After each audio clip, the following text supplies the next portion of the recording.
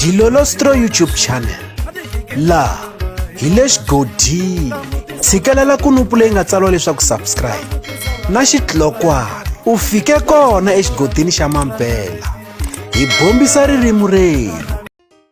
Xiyimbeleri Papa Rhulani va yise emahlweni ku va bifa khale ka manager ya vona Philani.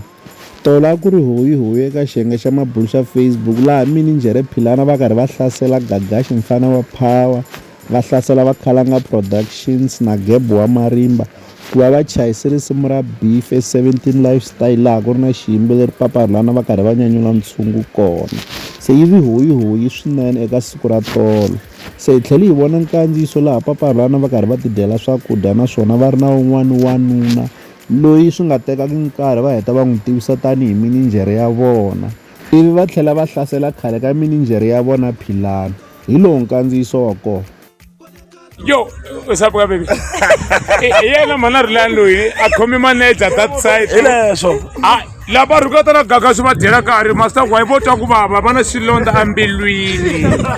Papa Rhulani hi loyi na mana Rhulani na mana leyintshwa ya mintirho leyinene hayi manager wa ndlala loko movha yi onhaka u la xitatara yena loko movha yi onhaka.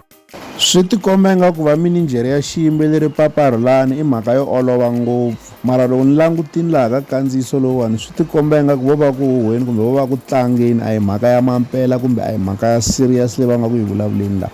Leswi hi la ta avelana na n'wina eka Dilolostro YouTube channel.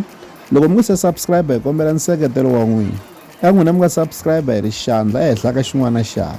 Nseketelo wa n'wina hi wu khensa hi tlhela hi vuyelela laha ka Dilolostro YouTube channel. Hi le xigodini leyi i channel ya n'wina ya ka Gasa. Dilolostro.